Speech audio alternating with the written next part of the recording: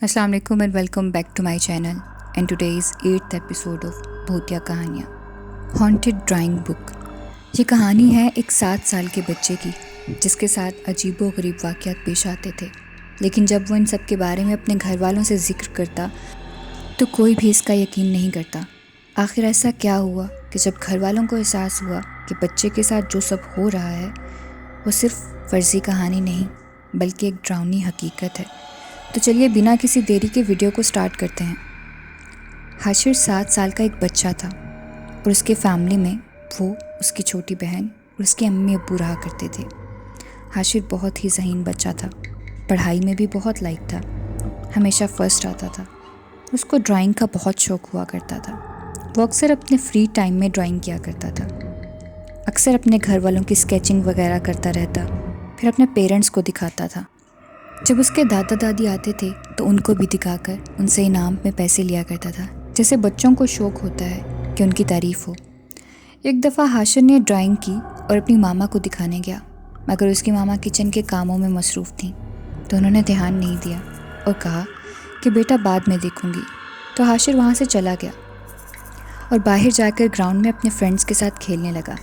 پھر دن ایسے ہی گزرنے لگے۔ گھر کے کام کا برڈن زیادہ ہونے کی وجہ سے جب بھی حاشر کوئی بھی ڈرائنگ دکھاتا اپنی امی کو تو وہ کسی نہ کسی کام کی وجہ سے توجہ نہیں دے پاتی تھی۔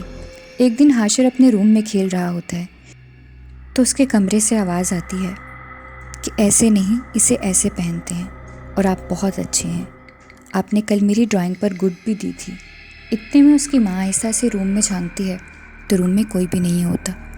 وہ اندر جاتی ہے اور کہتی ہے کہ تم کس سے باتیں کر رہے تھے؟ تو وہ بولنے ہی لگتا ہے کہ اچانک خاموش ہو جاتا ہے اور کہتا ہے کہ کوئی بھی نہیں، خود سے ہی باتیں کر رہا تھا۔ اب اکثر اس کی ماں وہاں سے گزرتی تو وہ روز دیکھتی کہ حاشر کسی نہ کسی سے باتیں کر رہا ہے۔ جب اس کی ماں پوچھتی تو وہ منع کر دیتا۔ ایک دن اس کی ماں نے حاشر کو پیار سے پوچھا کہ بیٹا بتاؤ، آپ کس سے باتیں کرتے ہو؟ تو اس نے دروازے کی طرف اشارہ کر کے کہا کہ وہ میرا دوست ہے اور میں اس سے باتیں کرتا ہوں، وہ میرے ساتھ کھیلتا بھی ہے، باتیں بھی کرتا ہے۔ آپ کے پاس تو میرے لیے ٹائم ہی نہیں، تو یہ میرا دوست بن کر آیا ہے۔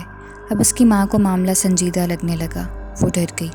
اب تک وہ یہ سمجھتی آئی تھی کہ جیسے اکثر بچوں کو ایلیوژنز ہوتے رہتے ہیں، بچپن میں ہر بچہ خود سے ہی نہ دیکھے جانے والے دوست بناتا ہے، وہ ایک امیجنری دنیا بنا لیتا ہے۔ اسی طرح میرا بیٹا بھی ویسے ہی کر رہا ہے، مگر یہاں معاملہ کچھ اور تھا۔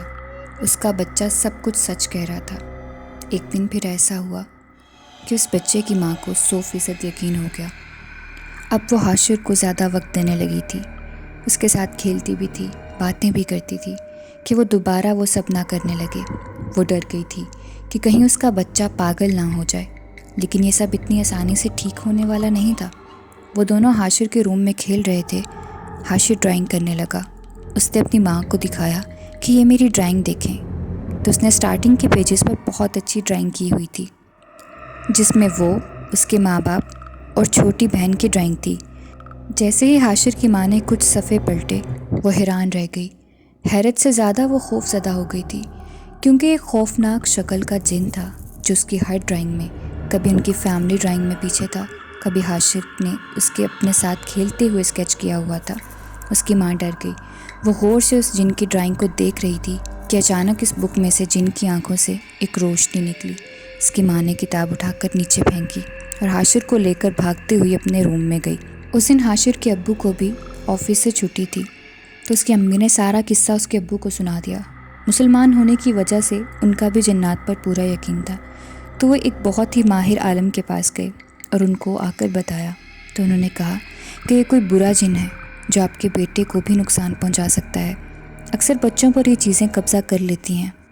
اچھا ہوا کہ آپ وقت رہتے میرے پاس آ گئے، ابھی اس نے بچے کو کوئی نقصان نہیں پہنچایا۔ عالم صاحب نے ہثار کھینچا اور کچھ اللہ کا کلام پڑھا اور اس جن کی حاضری ہو گئی۔ وہ اس بچے کو چھوڑنے کو تیار ہی نہیں تھا، تو عالم صاحب نے 3 بار پوچھا اور چوتھی بار اس کو جلا دیا اور ان کو پانی دم کر کے دیا کہ بچے کو پلائیں، اور اس پر دم بھی کیا، اور ماں باپ سے کہا کہ زیادہ سے زیادہ بچوں کے ساتھ رہا کریں۔ اس عمر میں جب ماں باپ بچوں کو زیادہ وقت نہیں دے پاتے تو اکثر یہ چیزیں بچوں پر حاوی ہو جاتی ہیں۔ اس کے بعد ایسے واقعات ان کے گھر دوبارہ پیش نہیں آئے۔ اب حاشر بڑا ہو گیا ہے، وہ اب 5th کلاس میں پڑھتا ہے اور اس کو سب دعائیں بھی اس کی ماں نے یاد کروائی ہیں کہ وہ ایسی مصیبتوں سے دور رہے۔ So this was today story. I hope آپ کو پسند آئی ہوگی۔ اگر پسند آئی ہے تو please go and subscribe my channel for more such videos. ملتے ہیں نئی ویڈیو میں کسی نئی کہانی کے ساتھ، تب تک دیجیے مجھے اجازت۔ اللہ حافظ۔